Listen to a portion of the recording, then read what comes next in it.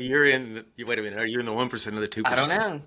I don't But know. I the hope I'm in point the of it is 1%. you're not in the 97%. And that's Yeah. what he said next was 97% of people like refuse to think or something like Would that. rather die than think. Yeah. Yeah. Um, I mean, well, it's kind of terrifying. The business owner's journey.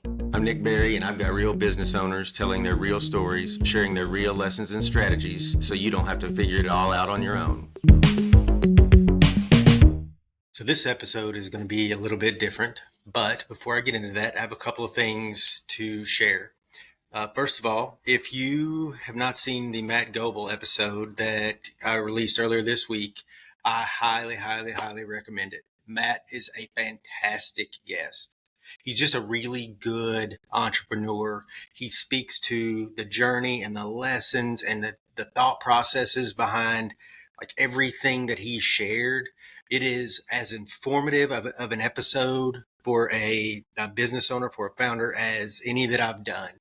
So check that out if you get a chance. It is fantastic. Second of all, I have some episodes coming out where we're going to be like workshopping during the interview, some brand messaging and positioning with me getting to be the guinea pig, like I did with Roland Gurney in an episode earlier.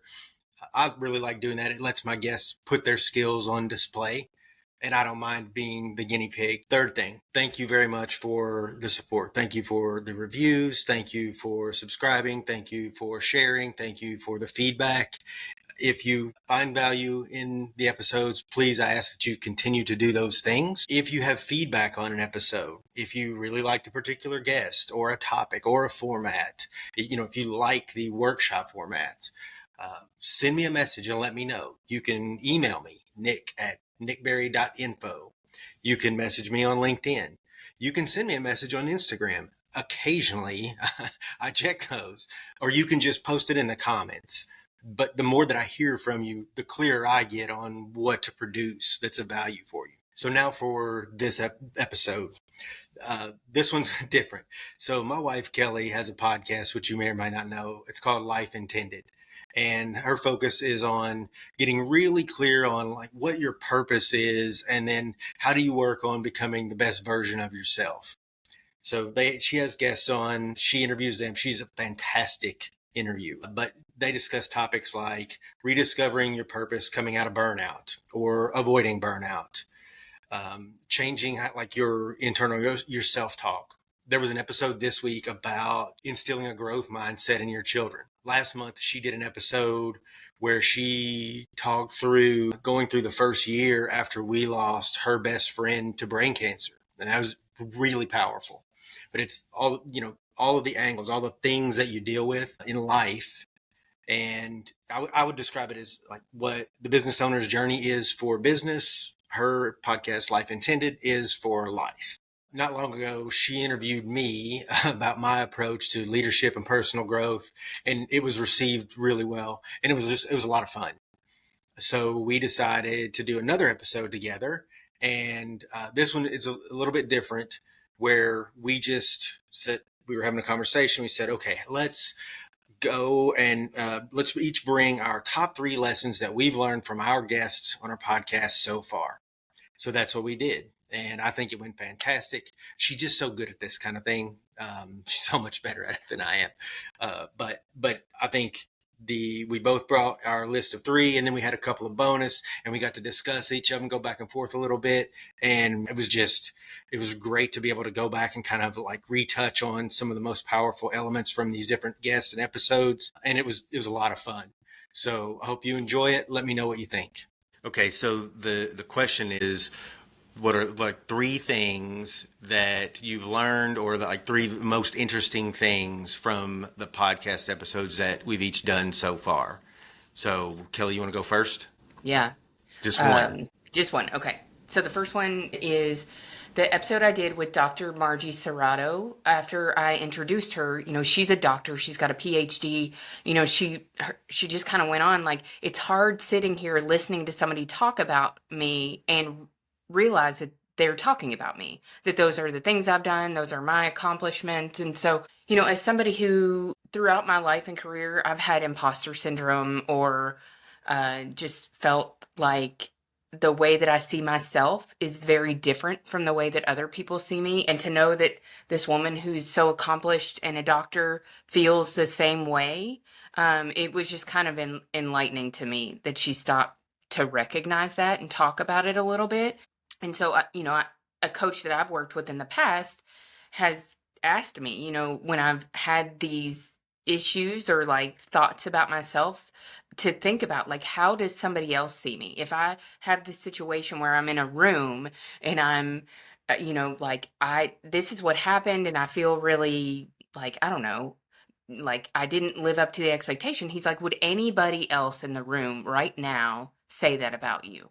And so I think it's just important for us sometimes to stop when we have that imposter syndrome, or we're just feeling like we're not meeting the expectations that we set for ourselves, to think about, how does somebody else see us? So who was she saying this about? Herself, like after Who I was read she her saying? bio. Yeah. She was just saying she was having a kind of a hard time realizing that the person I was introducing on the podcast was her. Oh, so she was like in the moment, like real time, having some imposter syndrome on your podcast. Yes. Yes. Ah, okay. Now I'm Yeah. following you. Yeah. So, yeah, so And that was just interesting to me that yeah, really. anybody, anytime. Yeah. Yeah, yeah. Everybody at some time. Yeah, Huh. for sure. Yeah. So mine, my first one, it was probably Haley Perlis. I just thought that her, so I'm familiar with a lot of the things that she brought, and but she simplifies things so well.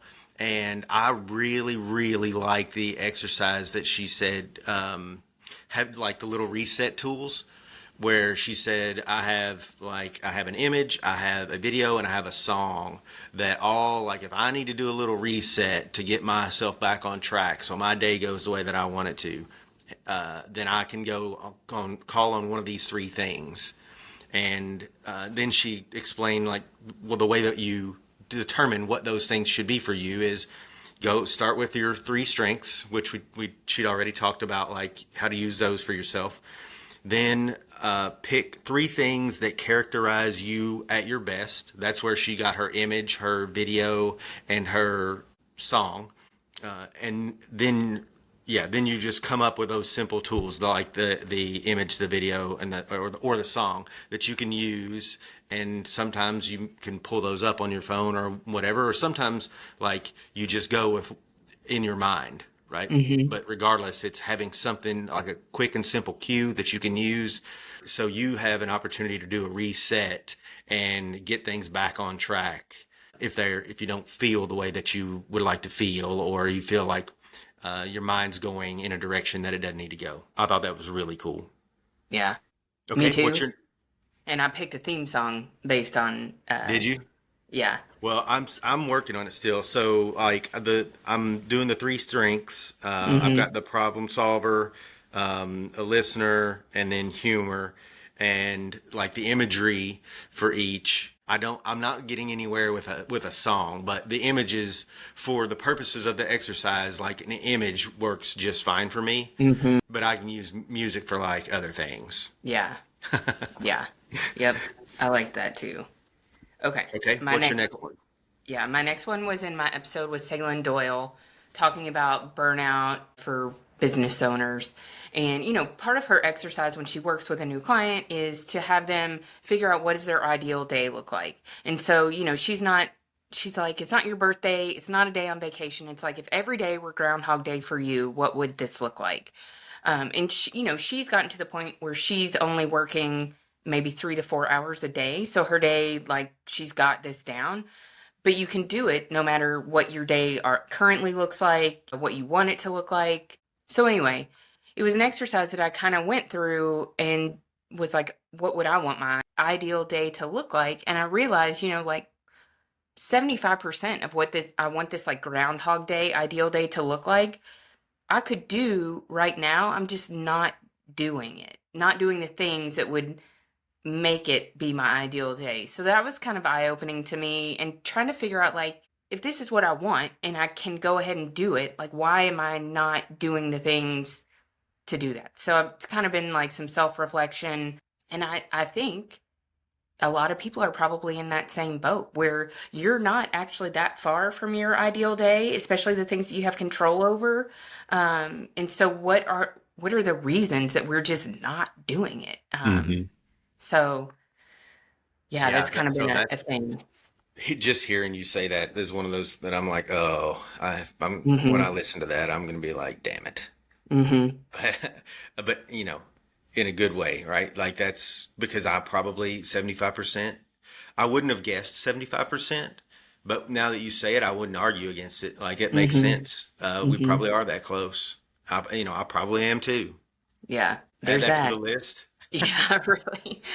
Now I just gotta do the things I know how to do to make it be what I want it to be, but That's all it takes. all it takes. Okay, mine. So the next one for me was I just thought Brett Bartholomew breaking down social agility into the three pieces was so the things that he talked about I'm again familiar with, but just the way that he talked about them really helped. So breaking social agility out into can you read the room? So it's like do as the Romans do, speak as the Romans speak, move as the Romans move. So doing as the Romans do, like the reading the room. I think he called it contextual competence. And then the second piece was the communication styles, like speak as the Romans speak. And you and I talk about that a lot. I think the one that was I feel furthest behind in would be the third one, the power dynamic, the like move as the Romans move. And it's really recognizing like where the influence is in whatever in the setting, like who has the influence isn't just like who's the loudest or who's the boss. It's a blend of all these things, right? It's kind of who has the respect. Mhm. I can't remember the exact example that he used, but it's like it doesn't matter. It could be the person that's the furthest down on the org chart. If everybody in the company respects them, like when that person is trying to like gain influence, they'll get it, Mhm. right? And just being aware of that, yeah, I think is really helpful. Yeah. Has been helpful for me. Yeah. To me, hearing you talk about it that way sounds like the leadership opportunities and intentions exercise. Like when you go into those situations, knowing how you want to show up in the room, like you're probably more likely to have that than if you just leave it to chance. Yep, that's a Yeah. great connection. Yeah. Yeah, and it'll then that exercise probably helps to you to be aware, like look beyond the obvious as to where influence may Mhm. come from in a Mhm. setting. Yep. Yeah, that's a good point. There you Yeah. go. There you go. Okay, what's next for you? Number three was in my episode with Lisa Rigoli. We kind of went on a tangent in that conversation and just talked about, how you can start your own business and get, where you want to be and what it takes to do that. And during that conversation, we got into talking about having a scarcity mindset and how that is so detrimental when you're trying to start your own business or even grow your business, because when you start saying yes to everything because you think those yeses are going to become more and more scarce, or the true clients that you want are so scarce that you have to say yes to work that isn't in alignment, that one day you can look up and that might be 30 days after you start, or it might be a year or 2 years, and you are so far away from what you wanted, what you set out to do, because you were operating from this scarcity mindset. Or you and I have talked about like being above the line or below the line, thinking about things that you can influence versus the like things that you think are happening to you. And so I've just been thinking about that a lot, as, scarcity as it relates to time, or as it relates to, what we want to be doing or where we want business to go. And just trying to use that more like abundance mindset. Like I don't have to say yes to this because it's not really what I want to be doing, should be doing, need to be doing. with my time, with my energy, with the people I'm around. So that's just been another like really good top of mind thing for me at the Yep. moment. Yep. That's a powerful revelation to have and Hmm. a great reminder, right? Like Hmm. that's a big thing. Yeah. All right. So my third, Scott Fay, I think when he was talking about, we were talking about solving problems, and he's really the thing that has stuck with me, and I've used it a lot since then, is the difference in a situation and a problem. Like if you can't affect it, if it can't be solved, then it's not a problem. It's a situation. And those are things that, like, don't waste your time trying to solve them if it can't be changed. And definitely you don't need to waste your time and energy bitching about it or complaining about it or whatever else.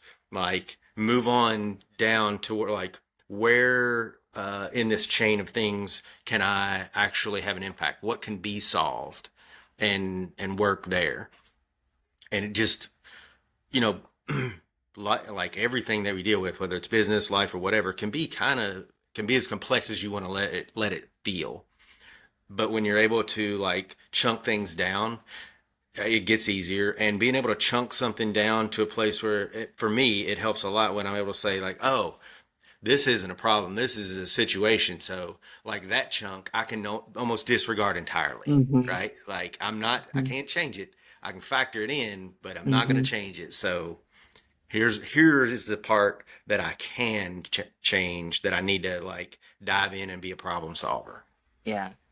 I like that a lot. And I know you and I have had a couple of conversations about that same thing, but it's a different lens that can be kind of like defeating about all the things, all the situations that you spent your time thinking about or energy on that, to your point, like if you truly cannot do anything about it, like you there's going to have to be some acceptance, like this is what it is, and that doesn't mean necessarily that you have to live with it, but you don't have to spend all your energy complaining about it or wishing that it was different, or any other number of things that people do that just don't matter. Mm-hmm. Yep. The way we spend our time and energy, right? Yeah. So in that episode, the thing I wish I could do three about your episodes that I've been thinking about, but the thing that Scott Fay said that has blown my mind and I just keep thinking about is like the 1% of people who think, and I think it was like 2% of people who think they think or something like that. It's just that has, I don't know, I've spent a lot of time thinking about that. And so you're wait a minute, are you in the 1% or the I don't 2%? know. I don't But know. I the hope I'm in the point of it is 1%. you're not in the 97%. And that's Yeah. what he said next was 97% of people like refuse to think or something like Would that. rather die than think. Yeah. Yeah. Um, I mean, it's kind of terrifying to think that you're surrounded by 97% of the people that you're surrounded by Yeah. on this I mean, that's like planet are like want to just one be out of like 100 people. Yeah, right. that's Yeah. crazy. Yeah. Yeah, but it kind of reinforces it's really important that you curate who you surround Hmm. yourself with. Hmm. Because if you just leave it to chance, there's a 97% chance that you're going to be surrounded by fucking idiots. Yeah, that is terrifying. 97. I Yeah. thought I knew it was Yeah. high. Yeah. That's a lot. Yeah. Yeah. Like people who don't have original thought, it's like they're only thinking about things that other people have thought of. They don't have any original thoughts, and it really makes you like audit. What am I thinking about? What am I challenging? What am I avoiding? Yep. Yeah, that Yep. mind blowing. Yeah, that's a, a powerful mirror to hold up and look into, right? Yeah. Because we talk about this stuff a lot and we talk to a lot of people about this stuff, and I can still sit here and think back to in the last however many days or whatever, how many times have I like let my mind go somewhere and spend time and energy on something that like I know better than that, Hmm. right? And those are just the times that I've caught it. How many times have I done something that goes against what I'm working towards that I didn't even realize it. Yep. But I mean, that's like perfection's not really Right. in the cards, right? It's the goal is improvement. Yep. So I wanted to also mention because I Roland Gurney's episode. So first of all, I think this is a bonus one that I brought. So there's not a one specific point that he made. I could probably find one if I want just to come up with one. There's not one specific point that he made that I wanted to share like with the rest of these. I think with Roland, it's like listen to the whole thing first of all. Like everything about the his perspective is different from all the other stuff that you find uh, coming from marketers. And I think like that's why he's so good at what he does. And I think it's really helpful for us to kind of break that mold of all the things that we just see and hear all the time. From marketing, it's like know your audience, who's your ideal client, make sure you're speaking to them, create a connection, blah, blah, blah, blah, blah, blah. And Roland comes in and says, well, you've not really given anybody any reason worth choosing you. That's why they're not choosing. Hmm. Like, and what I had been thinking about before I talked to him, when I talked to him, I was like, I want to showcase what this guy does. So in the episode, I had him like, just do me, Roland. And I don't remember. Part might have gotten removed. He's like, I don't. I don't really want to. Like, I don't want to do that. I kind of had to push him. I was like, just do it. It's fine. I don't mind. He's like, okay, let's do it. So we did it, and it was good. I felt like it was still only the tip of the iceberg as to what he's capable of. And so, but I'm like, I'm leaving thinking I'm onto something here with this. I think we can use this podcast platform to do more than just like have somebody on when they've got a book coming out or something. I think I can have people who, if I say they're different, like, and I mean it and I'm right, like I can show how they're different. So that's what I've been trying to do. So Roland kind of changed my perspective on how I want to use the podcast. So a funny, interesting thing that happened like 2 weeks maybe after Roland's episode comes out is he has puts this post up on LinkedIn and it goes viral. And like Roland, he doesn't have I don't know how much of a following he had before, but his post didn't get much attention before, but he puts his post up and it's just like, hey, post your value proposition and I'll redo it for you. And I mean, 1,000+ comments on that in a day. And it Hmm. like he is on there banging them out and it's magic. Like he is so Hmm. good at that shit. And he was apparently so fast too. Yeah. So I think that just reinforced to me like the people who are different are going to get more attention, like if they're willing to put it out there. And we can use something like a podcast or like he was flexing his muscles like out in public, right in front of everybody on LinkedIn for better or for worse. And that type of authenticity and vulnerability, I think, carries a lot of weight. So if Yeah. everybody's worried about like, well, AI this or how do you stand out on social media, like if you're good at what you do, you can go out there and be your fucking self and that will go a long way, Yeah. right? Yep. I mean, yeah, I think there's a lot to take away from. I think he like totally exemplifies the things that we everybody wants to say like this is what you need to be, Hmm. and then they turn around and don't do it, and Hmm. he like is doing it. Yeah. What I see is, it's great to see like testimonials or case studies or whatever, but everybody wants to like a little sample of like what is this actually going to be like for me to work with you? Like Hmm. what's it actually consist of? What is different about you? How do I know that, this is going to work? And so when you can give somebody like a real time or like actual snippet of how good somebody is, I think that is I mean, it's like the most powerful. It's not just like powerful, it's like that's incredible. Yeah, Way better I than think a so. testimonial. Hmm. Yeah, I Yeah. mean it's. it's a little uncomfortable doing it in a podcast interview, but like, I'm game. Yeah. I have another episode I've done with Dana Farber where we do a workshop. Like she takes me Yeah. through, it's probably, I don't know, I'm thinking we probably spent 10 minutes of her taking me through an exercise. It may not have been 10, but the point is it's like showing a snippet. And it's not just the same old stuff that everybody else runs out there. And it's also real. It's not scripted. Like, I think that's pretty powerful. Yeah. We'll see. Yeah. I love it. Awesome. I think this was cool. Thanks for doing it. Yeah. I It was appreciate it. fun. I've gotten a Yeah. ton from your guests. Like I feel like your podcast has done as much for me as mine has. So Well, you're doing a same. great job. Yeah. Same. Thank you. It's fun, and it's hard to pick just three because there's No. been a lot of great people, a lot of great stuff. So we should do this. We can talk about a lot of things. So Yeah, we yeah. will. All Cool. right, cool. Thanks.